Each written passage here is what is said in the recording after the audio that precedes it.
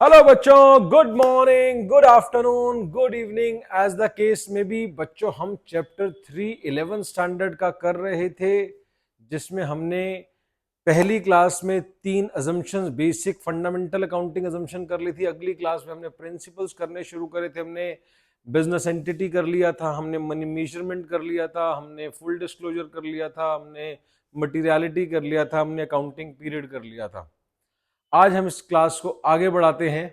तो हम मटीरियलिटी तक पिछली क्लास में कर चुके थे। जिनके पास, सबके पास ही वीडियो है, तो वीडियो है, आप देख सकते हैं अगर पिछली क्लास तक नहीं करता। अगला प्रिंसिपल करते हैं, प्रूडेंस या conservatism. Next principle is prudence और कंजर्वेटिज्म। क्या कहता है प्रूडेंस और कंजर्वेटिज्म? प्रूडेंस कहता है दुख मना लो, खुशियां नहीं मनानी। सॉरी, क्या बात हुई? प्रूडेंस यही कहता है दुख मना लो, खुशियां नहीं मनानी।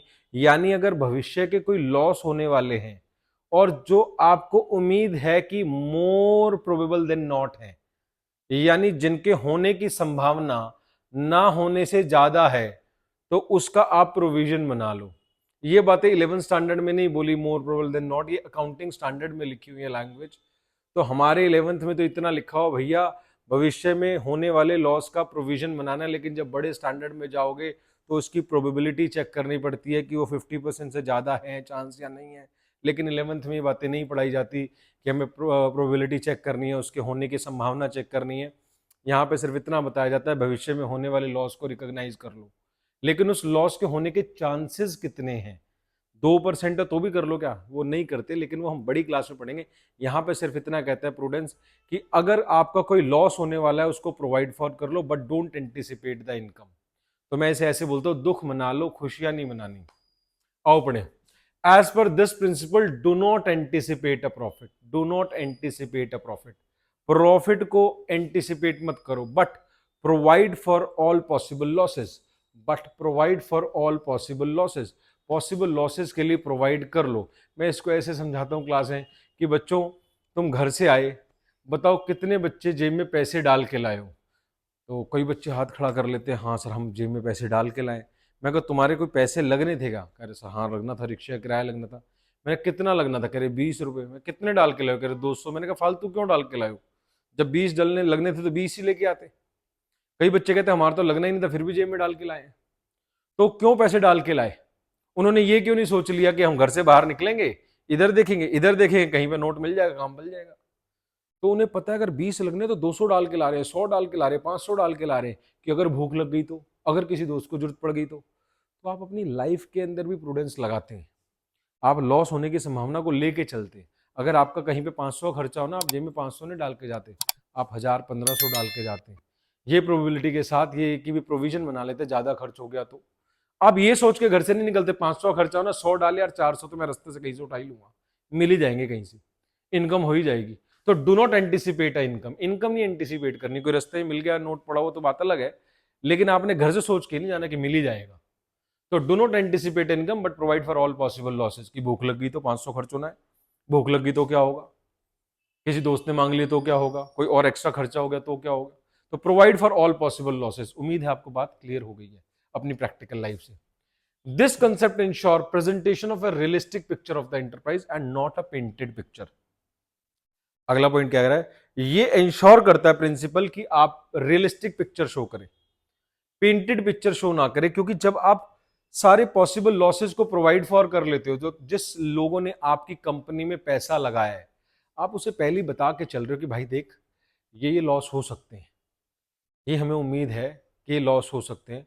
तो हमने पहले उसे रियलिस्टिक पिक्चर दिखा दी है। हमने बहुत ज्यादा प्रॉफिट नहीं दिखाया उसे, हमने उसे पेंटेड पिक्चर नहीं दिखाई कि ये प्रॉफिट हो जाएगा, वो प्रॉफिट हो जाएगा। प्रॉफिट तो हम कहते हैं हो जाएगा, उसे हम काउंट ही नहीं करेंगे भाई। प्रॉफिट तो तब काउंट करेंगे जब वो हो जाएगा, तब हम किताबों में लिखें प्रॉफिट हो गया। हो जाएगा वाला प्रॉफिट तो काउंट ही नहीं करना। Do not anticipate a profit.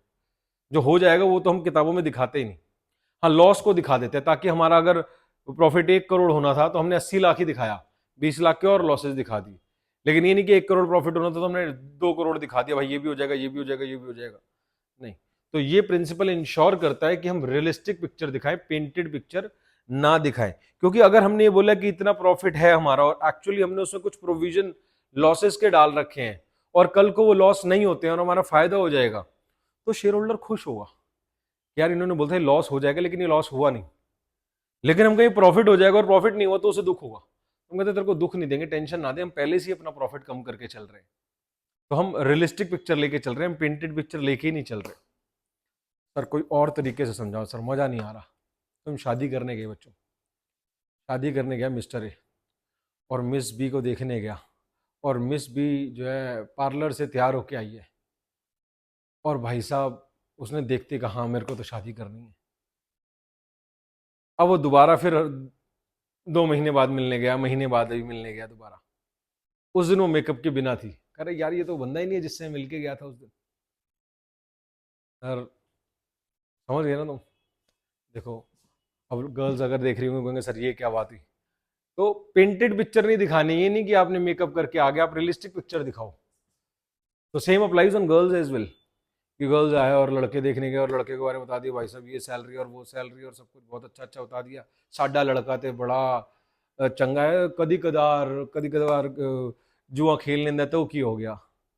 साडा लड़का तो बड़ा चंगा है, कदी कदार क्लब में चला भी गया तो की हो गया है। तो बताई नहीं हो बातें। तो मैं एग्जांपल दे रहा हूँ आपको, तो कोई गर्ल्स या बॉयज के लेके नहीं ले रहा कि हाँ आपको सर आपने गर्ल्स का क्यों लिया और बॉयज का क्यों नहीं लिया, तो मैंने दोनों का ले लिया ताकि आप दुखी ना हो। तो हमने पेंटेड पिक्चर नहीं दिखानी, हमने रियलिस्टिक बताना है, सब कुछ सच बताना है कि भैया ये कहानी है, झूठ नहीं बोलना अपने शेयर होल्डर से। इन शॉर्ट, तो this concept has a drawback that it may be use to create secret reserve.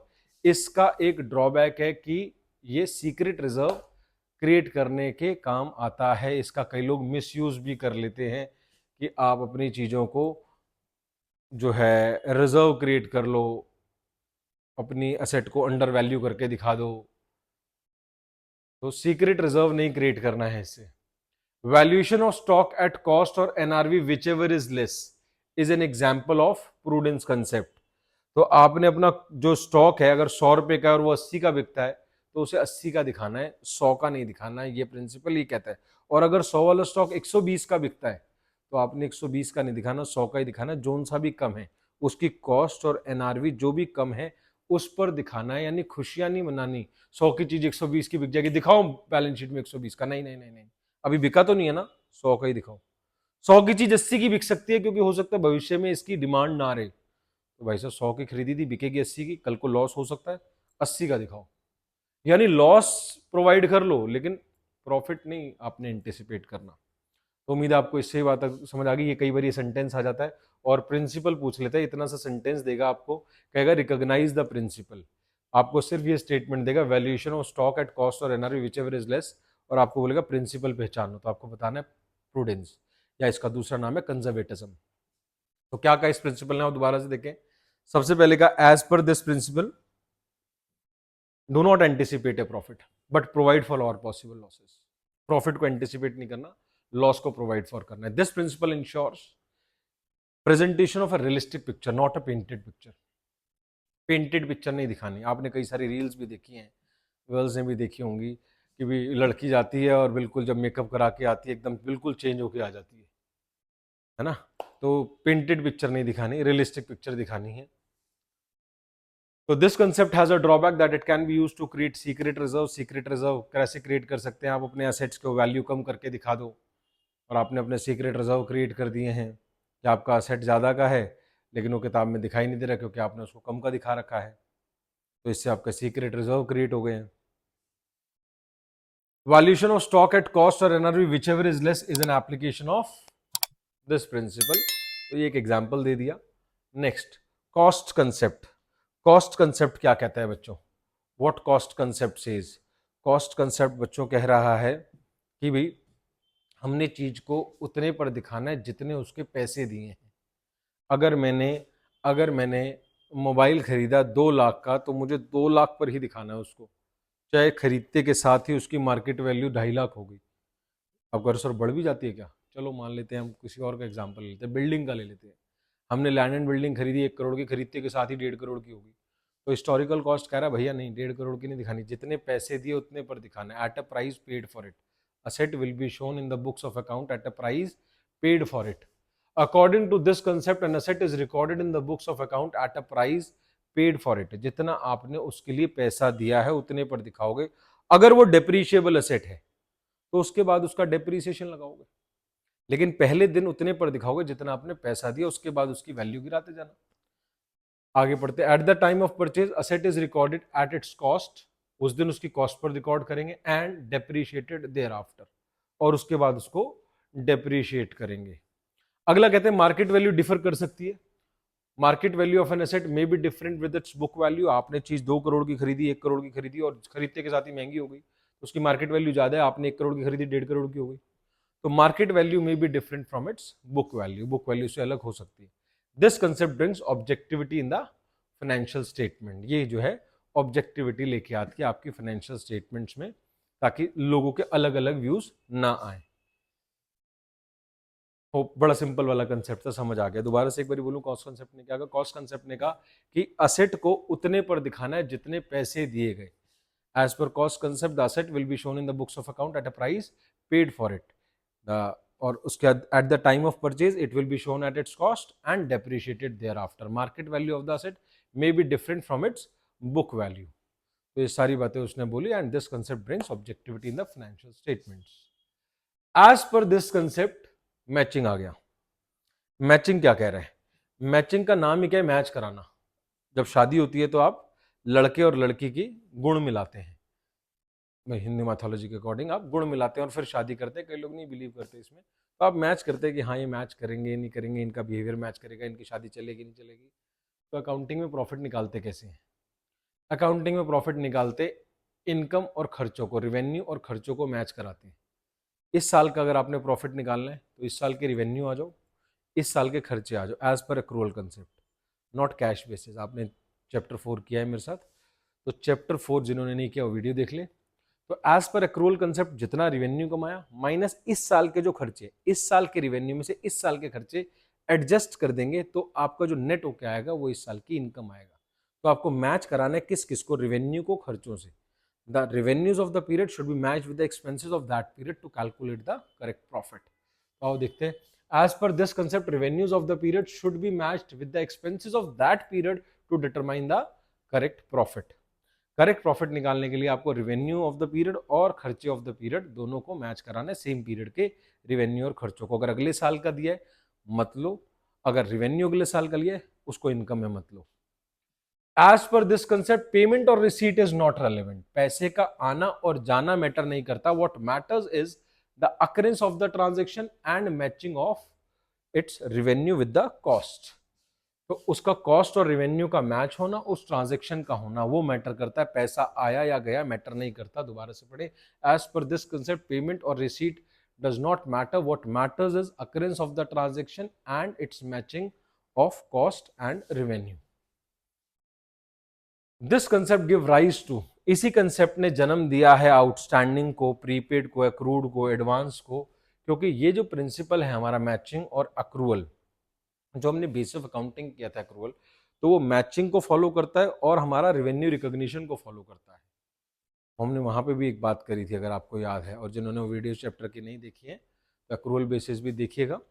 तो मैचिंग कंसेप्ट की वजह से ही इन लोगों ने जन्म लिया कि ये एक भी कोई कंसेप्ट होते हैं।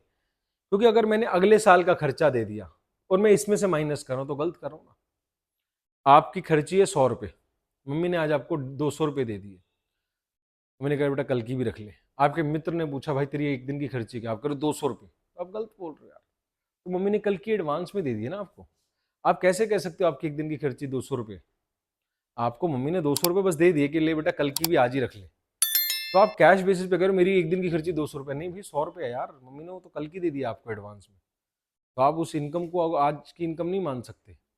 तो revenue of the period should be matched with the cost of that period to calculate the correct revenue. आपके कोई खर्चे हुए हैं, आपके 1 लाख के खर्चे हुए हैं, उसमें आपने 20,000 अगले साल का खर्चा अभी किसी को पे कर दिया है, तो आपका इस साल का खर्चा 1 लाख है ही नहीं। आपने 1 लाख में 20,000 तो अगले साल का पहले से ही किसी को दे दिया, तो इस साल का खर्चा आपका 80,000 है। ठीक है, तो आप जब अक्रूवल और कैश बेसिस में डिफरेंस करेंगे, उसके प्रैक्टिकल क्वेश्चन करेंगे तो आपको बातें समझ आएंगी। तो इसी कंसेप्ट ने इनको जन्म दिया है। आगे कहता है ये कंसेप्ट फॉलो होना चाहिए to have true and fair view. इस कंसेप्ट को फॉलो करें ट्रू एंड फेयर व्यू के लिए। दोबारा से याद करते हैं क्लास में। मैचिंग कंसेप्ट कोशिश करें याद करें मेरे साथ। एज पर दिस कंसेप्ट, इस कंसेप्ट के according revenues of the period should be matched with the expenses of that period. एक साल है वो पीरियड, जनरली एक साल होता है, वो एक साल का हम प्रॉफिट निकालते हैं। पिछली क्लास में हमने बात करी थी। तो एक साल का रिवेन्यू एक साल का कॉस्ट को मैच कराएंगे उस एक साल का प्रॉफिट सही निकालने के लिए। अगर अगले या पिछले का रिवेन्यू है उसको भी हटाएंगे, अगले या पिछले के खर्चे हैं उसको भी हटाएंगे। तो इस साल का रिवेन्यू इस साल के खर्चे दोनों को मैच कराएंगे to correct calculate the correct profit. अगला कह रहे हैं इस कंसेप्ट के अकॉर्डिंग पैसे का आना या जाना, रिसीट और payment does not matter, what matters is occurrence of the transaction and its matching with cost and revenue. तो उसका कॉस्ट और रेवेन्यू के साथ मैच होना मैटर करता है। ये कंसेप्ट जन्म देता है, this concept give rise to outstanding, accrued, advance, prepaid. तो इनका जन्म इसी कंसेप्ट की वजह से हुआ है। Last, this concept should be followed to have true and fair view. Hope आपको क्लास में याद हो गया है। नेक्स्ट कंसेप्ट है बच्चों dual aspect concept. Dual aspect concept क्या कहते हैं बच्चों? ड्यूअल एस्पेक्ट कंसेप्ट कहता है कि हर ट्रांजैक्शन के दो एस्पेक्ट हैं। Every transaction has two aspects, that is debit and credit. Every debit has its corresponding credit in one or two accounts, and every credit has its debit in one or more accounts. As per this principle, her transaction के दो aspects हैं। In short, her debit का credit है, every debit has a credit in one or more account. और आगे vice versa economics में आपने पढ़ा है, तो इस लाइन को अगर बनाए, एवरी क्रेडिट, एवरी डेबिट की जगह every credit has a debit in one or more accounts. तो इकोनॉमिक्स में आप देखते हैं सेम बात को रिवर्स करके लिखना हो तो वाइसा वर्सा एक वर्ड यूज कर लेते हैं, तो वाइसा वर्सा। इन शॉर्ट, हर डेबिट का क्रेडिट है एक या एक से ज्यादा अकाउंट में, और हर क्रेडिट का डेबिट है एक या एक से ज्यादा अकाउंट में। तो every debit has a credit in one or more accounts and वाइसा वर्सा। तो ये कंसेप्ट कहते हैं ड्यूअल एस्पेक्ट। हर ट्रांजैक्शन के दो एस्पेक्ट है, डेबिट और क्रेडिट, तभी अकाउंटिंग मैच करती है, तभी ट्रायल बैलेंस मैच करता है। एग्जाम्पल से समझाया, रवि ने बिजनेस स्टार्ट किया, कैपिटल लगाई 1 लाख की। तो बिजनेस में क्या हुआ? ऑन वन हैंड बिजनेस में अंदर कैश आ गया, तो कहते हैं कैपिटल ऑफ 1 लाख, और ऑन वन हैंड, या और लिखा on one hand the assets of the business is increase by 1 lakh, business में कैश आ गया। And on the other hand business has a liability towards the owner, और कैपिटल बढ़ गई। Accounting equation chapter पहले आप प्रैक्टिकल करते तभी आप ये कर रहे हैं। होप आपने 5th चैप्टर कर लिया है। हमारी अकाउंटिंग ऐसी ही चलती है, मैं भी क्लास के अंदर पहले 5th चैप्टर कराता हूँ, मतलब थोड़ी सी थ्योरी देके बेस देके थोड़ा अकाउंटिंग क्वेश्चन करा देता हूँ, उसके बाद 3rd चैप्टर पर आता हूँ। ऑल द 3rd पहले होना चाहिए, लेकिन तब तक समझ नहीं आएगा क्योंकि आप 5th कर चुके हो। होप जो आप वीडियो देख रहे हैं तो अकाउंटिंग क्वेश्चन आप कर चुके हैं। जब अकाउंटिंग क्वेश्चन करते हैं तो क्या करते हैं, ऑन द असेट साइड जैसे ही पैसा लगाया कैश बढ़ गया और उधर कैपिटल आ गई। तो ऑन वन हैंड आपका कैश बढ़ गया, ऑन द अदर हैंड आपकी कैपिटल बढ़ गई। तो हर ट्रांजेक्शन के कितने एस्पेक्ट्स हैं? हर ट्रांजेक्शन के दो एस्पेक्ट्स हैं, डेबिट और क्रेडिट, तभी ट्रायल बैलेंस मैच करेगा। तो दोबारा से एक बार करते हैं। As per this principle every transaction has two aspect, that is debit and credit. In short, every debit has credit in one or more accounts, और एवरी एंड वाइस वर्सा लिख दो, या every credit has its own debit in one or more accounts. तो आप उसको वाइसा वर्सा करके भी लिख सकते हैं और ऐसे भी लिख सकते हैं। फिर एग्जांपल जरूरी नहीं ये देना, कोई और भी दे सकते हैं। बिल्डिंग खरीदी तो ऑन वन हैंड बिल्डिंग आ गई, on the other hand cash कम हो गया। हाँ जी बच्चों, नेक्स्ट है हमारा revenue recognition concept. Revenue recognition नाम ही होता है रिवेन्यू को रिकॉग्नाइज करना। रिवेन्यू कब रिकॉग्नाइज करना है? जब ट्रांजेक्शन हो गई। आपका पैसे का लेने देने से कुछ नहीं है, तो ये कहते हैं रिवेन्यू कब रिकॉग्नाइज करना है? According to this concept, revenue is considered to be realised when the transaction takes place, and सामने वाला कह रहा है मैं पैसे दे दूंगा, and obligation to receive the amount has been established. मैंने माल बेचा, उसने पैसे नहीं दिए। कोई बच्चे बड़ा डीप में पढ़ते हैं 11th स्टैंडर्ड में, कहते सर माल बेचा पैसे देनी, आप सेल कैसे मान रहे हो, पैसे तो आए नहीं। बड़ा कंसेप्चुअली सोचते हैं बातों को। तो वो इस प्रिंसिपल की वजह से, उधार पे माल बेचा तब भी हम क्यों सेल की ट्रांजैक्शन रिकॉर्ड कर लेते हैं, हम क्यों इनकम मान लेते हैं इनकम हो गई, बिकॉज ऑफ दिस कंसेप्ट। ये कहता है भैया ट्रांजैक्शन होगी और सामने वाला कह रहा है पैसे दे दूंगा, तो रिवेन्यू रिकॉग्नाइज हो गया। तो revenue recognition concept, according to this concept, revenue is realise कब कंसीडर किया जाएगा रियलाइज होना? व्हेन, जब एक ट्रांजैक्शन हो गई, when a transaction took place or has taken place, and सामने वाले ने, and obligation to receive the amount has been establish, वो कह रहे हैं मैं पैसे दे दूंगा।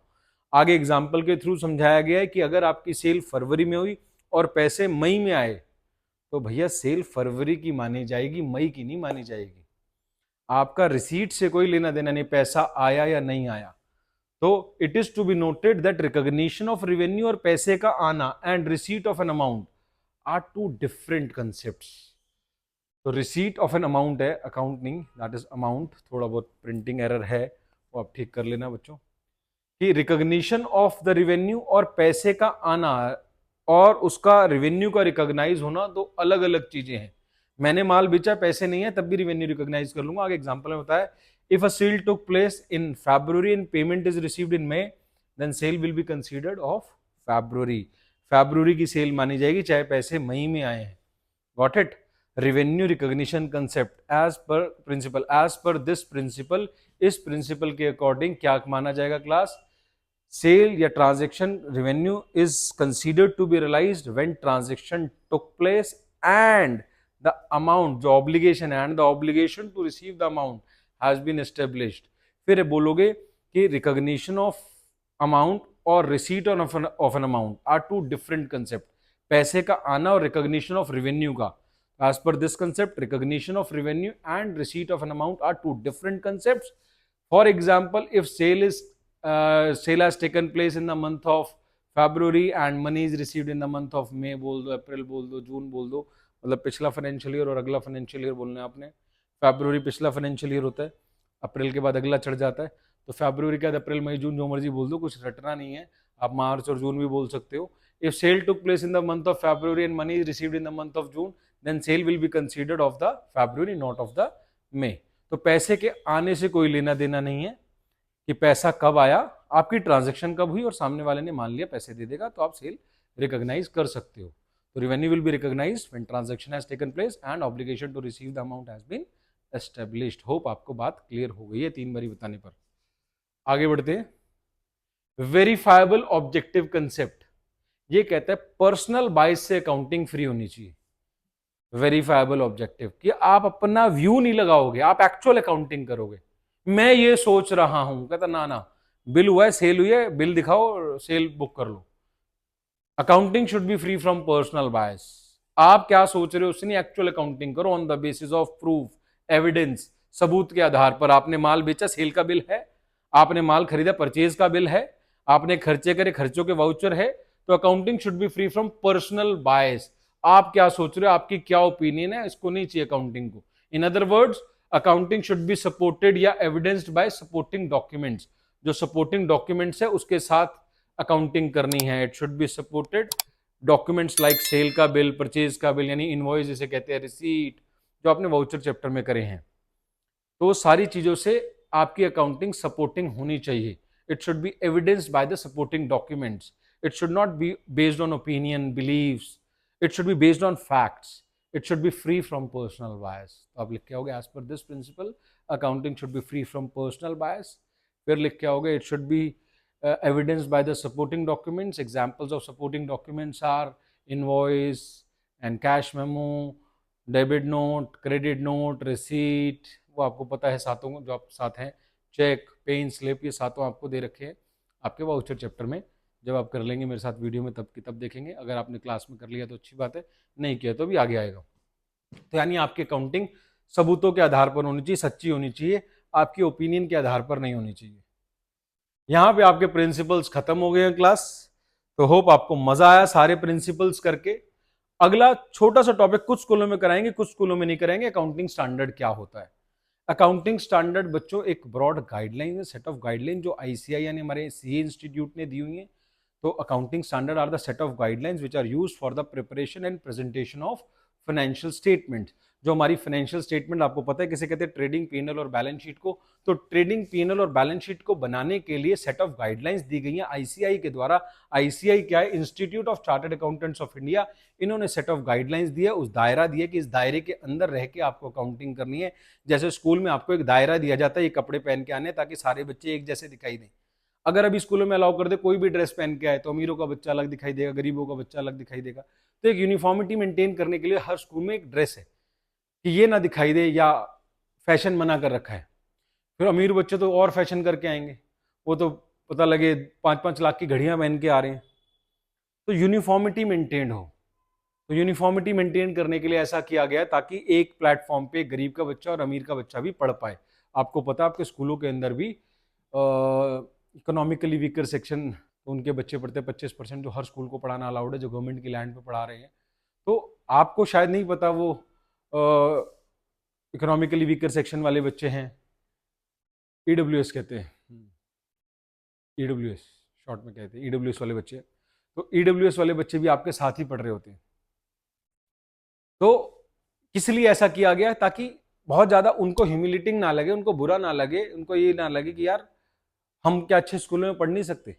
मेरे को अपने टाइम पे मुझे पता है कि हमारे घर वालों को तो तभी बातें पता ही नहीं होती थी कि ईडब्ल्यूएस भी कुछ होता है, और आज भी मेरे को आई एम श्योर कि कई बच्चे ये फैसिलिटी ले सकते हैं लेकिन ले नहीं पाते, या तो उनके पेरेंट्स को ये पता ही नहीं होता कि ऐसे रूल्स हैं कि हम अमीरों के स्कूल में फ्री ऑफ कॉस्ट पढ़ सकते हैं जिनकी फीसें बहुत ज़्यादा हैं। हमारे भी पेरेंट्स को शायद ये बातें नहीं पता थी, तो हम भी शायद ईडब्ल्यूएस का फ़ायदा उठा लेते बचपन में।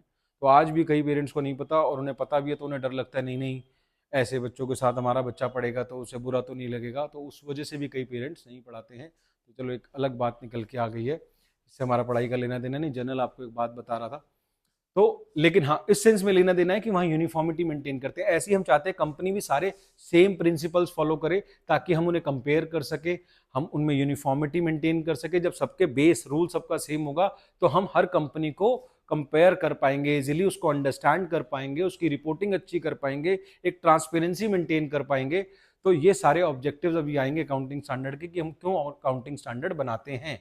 तो अकाउंटिंग स्टैंडर्ड का पहले नेचर देख लेते हैं। These are the guidelines, these are the guidelines. बच्चों ये है गाइडलाइंस, जो किसने इशू करी है बच्चों, आईसीएआई ने, आईसीएआई ने। तो मेन वर्ड हो गया गाइडलाइंस।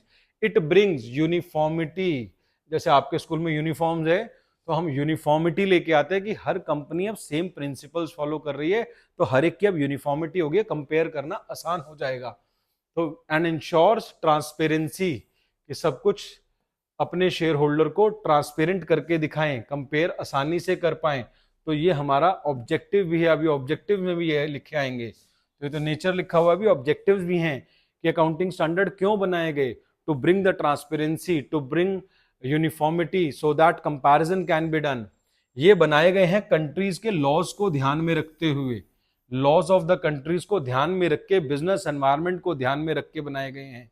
ये मैंडेटरी है, मैंडेटरी वर्ड का मीनिंग नहीं पता तो इसे कहते हैं कंपल्सरी हैं, ये कंपल्सरी हैं, कंपल्सरी फॉर ऑल, ये कंपल्सरी हैं। ये फ्लेक्सिबल हैं, फ्लेक्सिबल इस सेंस में है कि अकाउंटिंग स्टैंडर्ड के अंदर ही हमने ऑप्शंस दे रखी हैं। भाई अकाउंटिंग स्टैंडर्ड अगर हम बात करें कोई एग्जांपल से, तो इन्वेंट्री AS2, उसके अंदर ऑप्शंस है कि आप कौन सी पॉलिसीज फॉलो करेंगे। या आप बात करें डेप्रीसिएशन की, तो आप SLM लगाएंगे या WDV लगाएंगे, तो वो आपको बता रखा है, आपको ऑप्शंस दे रखी है। In a way alternatives are available. Flexible in a way उस सेंस में फ्लेक्सिबल है, फ्लेक्सिबल इस सेंस में नहीं कर फॉलो करना कर लो, नहीं करना मत करो, इस सेंस में फ्लेक्सिबल नहीं है। फ्लेक्सिबल इस सेंस में कि भाई उसके अंदर ऑप्शंस है, आपको कौन सी ऑप्शन अच्छी लग रही है अपनी कंपनी के अकॉर्डिंग, वो ऑप्शंस आप फॉलो कर सकते हैं। आपने स्ट्रेट लाइन मेथड लगाना है, स्ट्रेट लाइन लगाओ, WDV लगाना है, WDV लगाओ। ऐसी इन्वेंट्री वैल्यूएशन की भी तरीके हैं, ठीक है ना। नेचर, नेचर के बाद बच्चों ऑब्जेक्टिव्स। अकाउंटिंग स्टैंडर्ड के ऑब्जेक्टिव क्या हैं, क्या उद्देश्य, क्यों लाए गए। डाइवर्सिफाइड अकाउंटिंग पॉलिसीज को खत्म करना चाह रहे थे या कम करना चाह रहे थे, कि हर बंदा अपनी अलग पॉलिसी ना बनाए। तो भाई आईसीए ने कहा ये लो, ये दायरा दे दिया, इस दायरे के अंदर ऑप्शंस अवेलेबल है, इस दायरे के अंदर आपने पॉलिसी नंबर ये लेनी है, ये ले लो, ये लेनी है, ये ले लो। हर कंसेप्ट के ऊपर अकाउंटिंग स्टैंडर्ड है। तो अकाउंटिंग स्टैंडर्ड 3 है, कैश फ्लो स्टेटमेंट पर 3 रिवाइज्ड बोलते हैं। ऐसे हमारे अकाउंटिंग स्टैंडर्ड्स हैं। तो अकाउंटिंग स्टैंडर्ड्स के अंदर आपको ऑप्शंस दी गई हैं कि आपको कौन से वाला मेथड यूज करना है। कईयों में, हर एक में नहीं, कईयों में, कईयों में दे रखी है, कईयों में नहीं दे रखी। तो minimise diversified accounting policies sir क्यों करा गया भाई, ताकि आप अलग अलग सारे यूज करेंगे तो कंपेयर कैसे करेंगे ए लिमिटेड को बी लिमिटेड से। एक दायरा दे दिया, इस दायरे के अंदर जो ऑप्शंस हैं, फ्लेक्सिबिलिटी दे दी, आपने जो ऑप्शन लेनी है ले लो, लेकिन इस दायरे के अंदर ले लो, ठीक है ना, ताकि हम कंपेयर कर सके, प्रमोट बेटर अंडरस्टैंडिंग हो पाए, उसको समझ पाए, उसका कंपैरिजन अच्छे से कर पाए।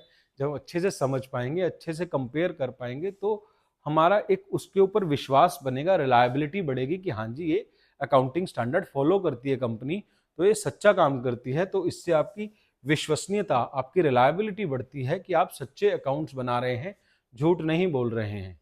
तो ये हमारे ऑब्जेक्टिव्स हैं। एडवांटेजेस, तो ऑब्जेक्टिव से ही एडवांटेजेस निकलेंगे बच्चों, ऑब्वियस सी बात है। जो हमारे उद्देश्य थे, जब वो उद्देश्य पूरे हो जाते हैं तो वही हमारे एडवांटेजेस बनते हैं। रिलायबिलिटी आपका उद्देश्य भी थी, वहाँ लिखा था, तो ये आपका एडवांटेज भी बन गई। It ensures uniformity, comparability, comparison, it provides the norms on the basis of which financial statement should be prepared, norms देती है ये। तो ये सारे ऑब्जेक्टिव आगे। It helps the auditor in auditing the financial statements, तो फाइनेंशियल स्टेटमेंट्स को audit करने में आपको हेल्प करता है। कोई भी ऐसा पॉइंट नहीं है जो आपने ना किया हो, तो एडवांटेजेस तो वहीं से निकलेंगे। होप आपको ये सारे पॉइंट्स क्लियर हैं। IFRS, international financial reporting standards. What is international financial reporting standards? अब एक कंपनी जो MNCs होती है, मल्टीनेशनल जो कंपनीज हैं, US में है एक कंपनी उसकी, एक कंपनी उसकी इंडिया में भी है, एक कंपनी उसकी UK में है, ऑस्ट्रेलिया में है। अब जितनी MNC है फिर हर कंट्री में ही होती हैं। अब इन्होंने अपनी फाइनेंशियल स्टेटमेंट्स बनानी है, तो ये अपने रूल्स फॉलो करे, अपने देश के, ये अपने देश के रूल्स फॉलो करे, ये अपने देश के रूल्स फॉलो करे। अब MNC नंबर 2 है, MNC नंबर 2 है, ये ऑस्ट्रेलिया में है, न्यूजीलैंड में है, UK में है, US में है, स्विट्जरलैंड में है। अब ये अपनी अपनी कंट्री के रूल्स फॉलो कर रहे हैं। तो इनको बोला गया भाई तुम दोनों को आपस में कंपेयर करना है, तो कैसे करेंगे हम? फिर तो तुम दोनों को कंपेयर ही नहीं कर पाएंगे। तुम्हारी मान लो पांचों कंट्रीज अलग है, चलो अभी तो मैंने कॉमन भी ले ली, ऑस्ट्रेलिया कॉमन ले ली, UK कॉमन ले ली, US कॉमन ले ली। मान लो ये सारी अलग अलग है, ये चार अलग है, ये चार कोई और ही कंट्री है। अब मुझे MNC 1 और दोनों का काम सेम है, मुझे इन दोनों को कंपेयर करना है कौन ज्यादा बढ़िया परफॉर्म कर रही है। मैं तो कभी कंपेयर ही नहीं कर पाऊंगा इनको। तो हमने इनको कहा गया जब तुम MNC हो, international financial reporting standards follow करो तुम, और तुम भी, ताकि तुम्हारा भी कंपैरिजन किया जा सके, जो बहुत सारी कंट्रीज में फैली हुई हैं। तो हमने बोला तुम IFRS फॉलो करो, अकाउंटिंग स्टैंडर्ड मत फॉलो करो। ये अकाउंटिंग स्टैंडर्ड ही है, प्रिंसिपल बेस्ड अकाउंटिंग स्टैंडर्ड है। तो international financial reporting standard, international financial reporting standards are set of accounting standards ही हैं, developed by IASB, international accounting standard board, international accounting standard board. These are principle based accounting standard. तो principle based accounting standard है।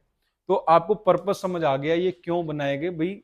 MNCs को भी तो compare करना है, उनके में भी तो यूनिफॉर्मिटी लानी है, उनके में भी तो कंपैरेबिलिटी लानी है।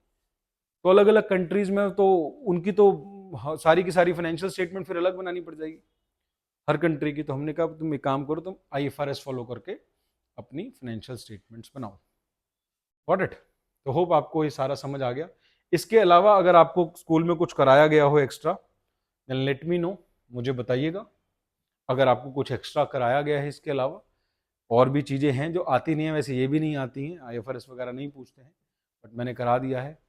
तो होप आपको मज़ा आ गया होगा क्लास करके, और आप इन्हें याद करें। बड़ी इजी लैंग्वेज में, ल्यूसिड लैंग्वेज में मैंने आपको चैप्टर दे दिया है।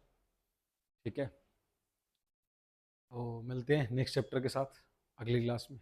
Bye bye, love you all. अपने फ्रेंड्स को बोलिए ज़्यादा से ज़्यादा चैनल को सब्सक्राइब करें, और आप अपने फ्रेंड्स को शेयर भी कर दीजिए, क्लास के ग्रुप पे डाल दीजिए, उनका भी भला होगा जिनको ये कंसेप्ट नहीं आते हैं। ठीक है, और मिलते हैं फिर। Bye bye, take care.